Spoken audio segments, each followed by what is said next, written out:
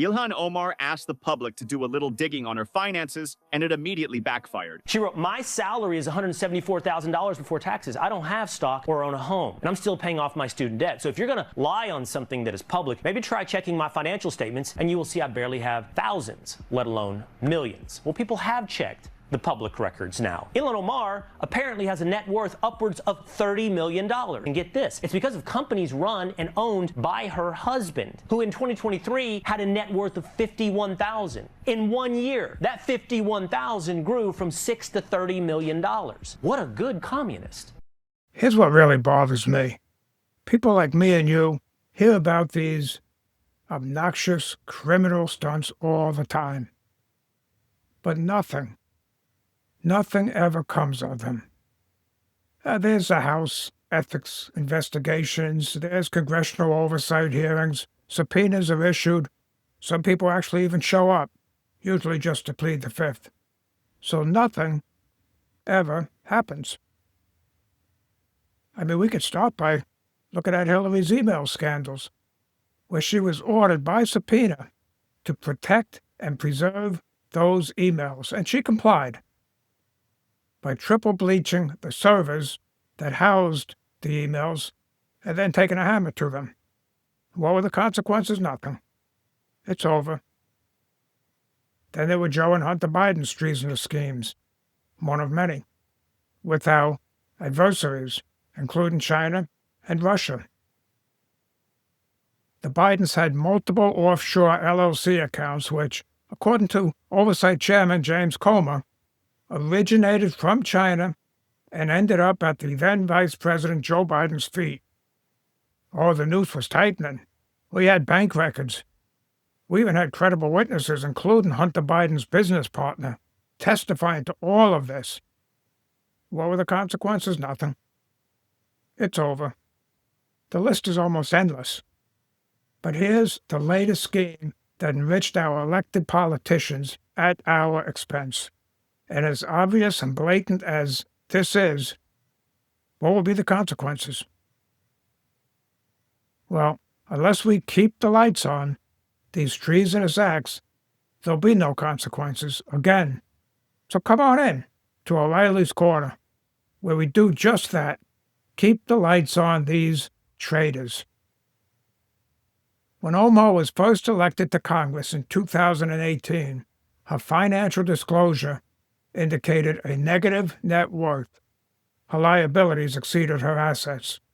Her latest disclosure, however, filed in 2025, showed a net worth of about $30 million, stemming from her husband's business ventures, which they themselves were worth close to zero the year before.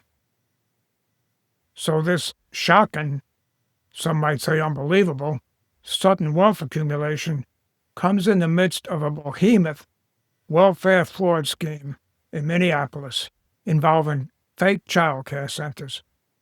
I just did a whole separate video on Minneapolis fraud. Believe me, these two are connected. The Minneapolis fraud and Omar's meteoric wealth accumulation.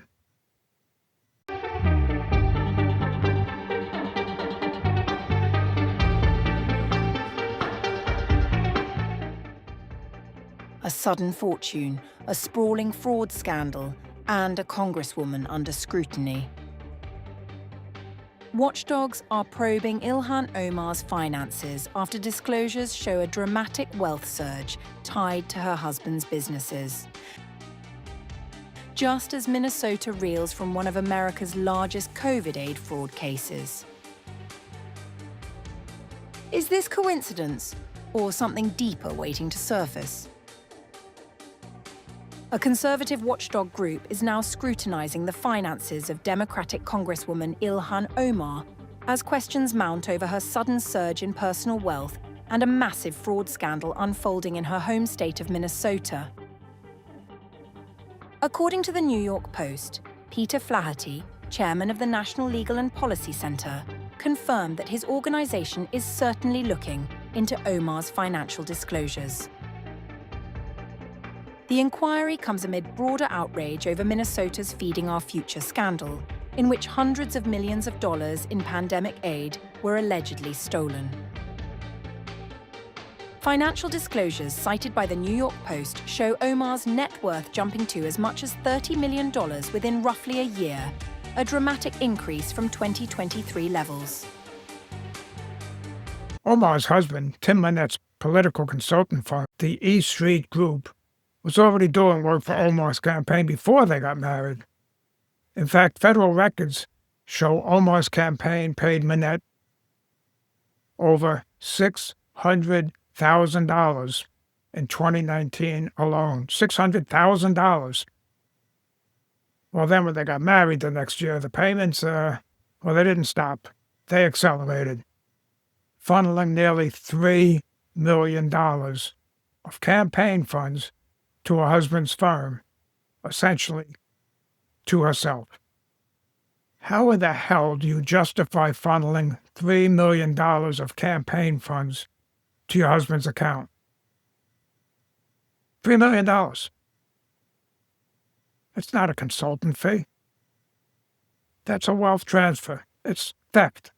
That's using your position in Congress as a personal ATM machine.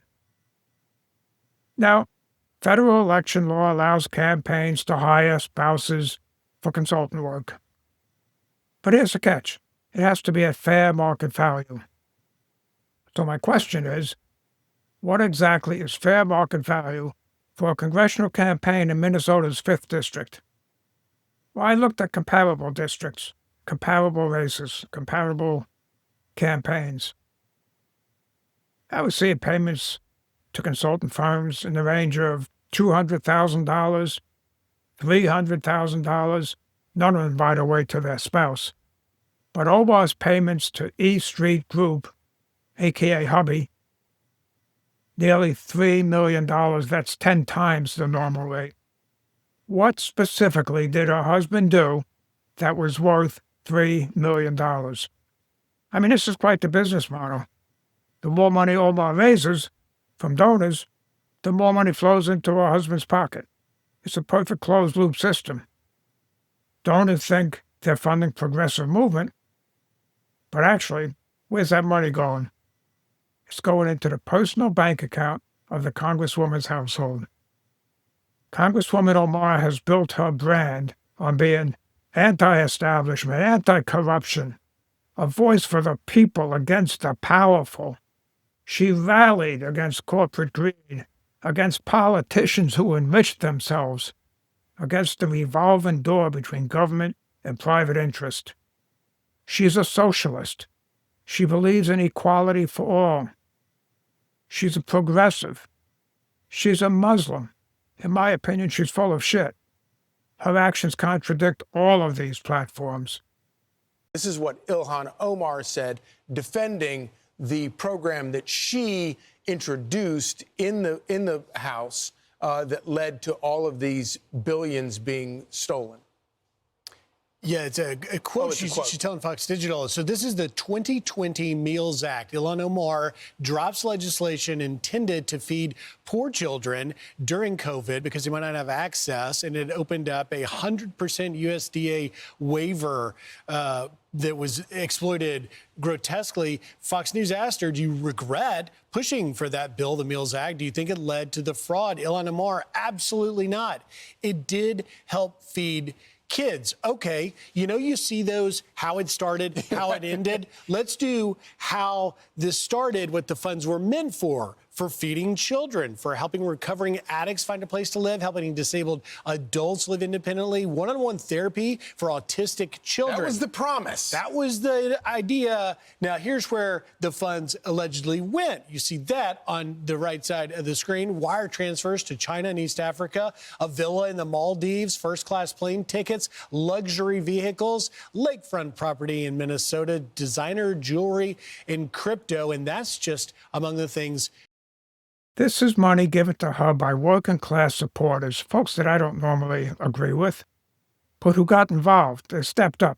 They got involved, and they believe that they were supporting progressive message. And she's literally taken those campaign donations to enrich herself to the tune of millions of dollars. But here's where the story goes from disgusting to absolutely absurd. Let's talk about Rose Lake Capital LLC.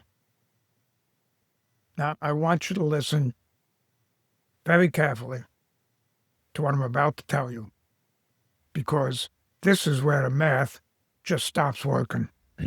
So this venture capital firm, Rose Lake Capital, owned by Ilhan Omar's husband, Tim Manette, was only established in 2022.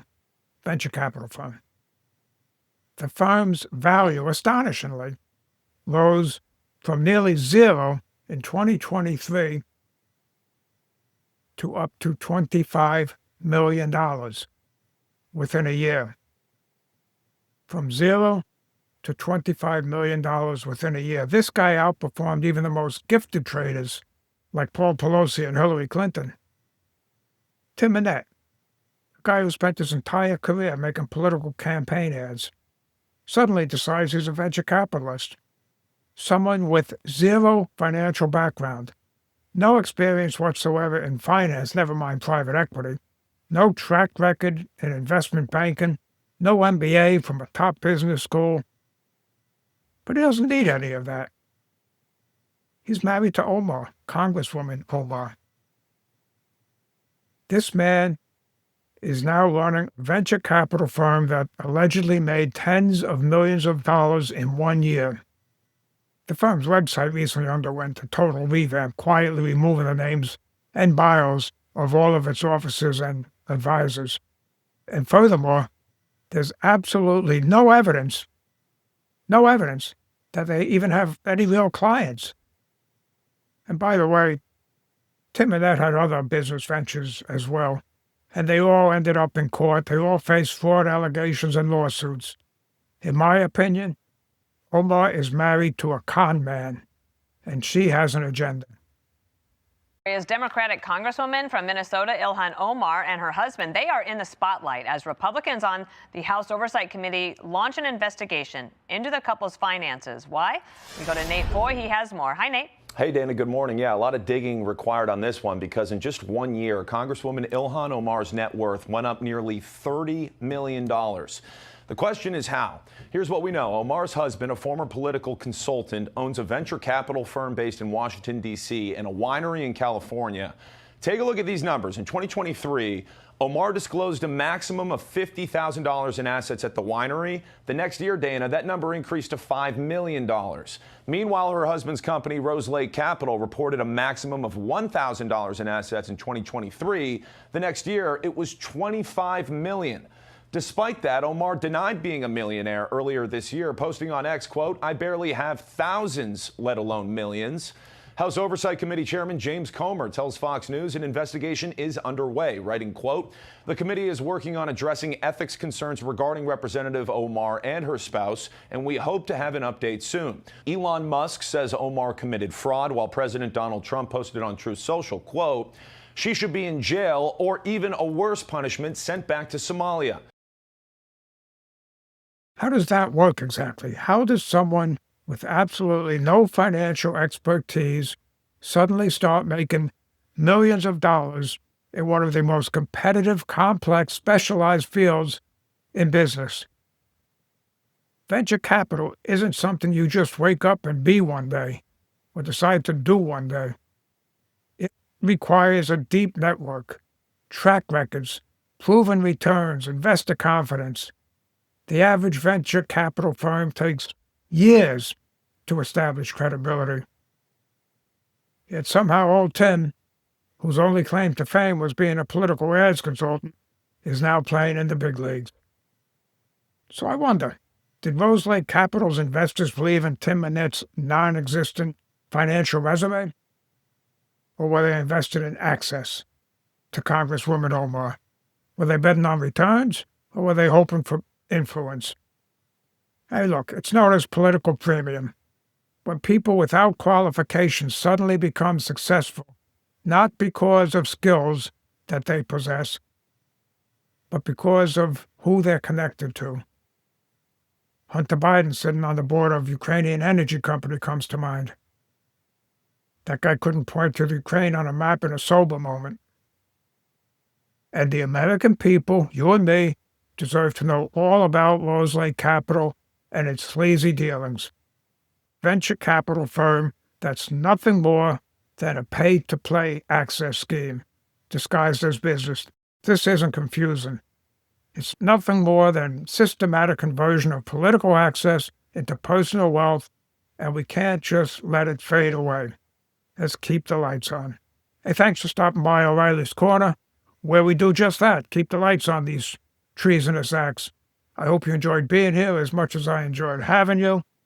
If so, please, on your way out the door, smash that like and subscribe button, and I'll see you next time. I'm Mike O'Reilly.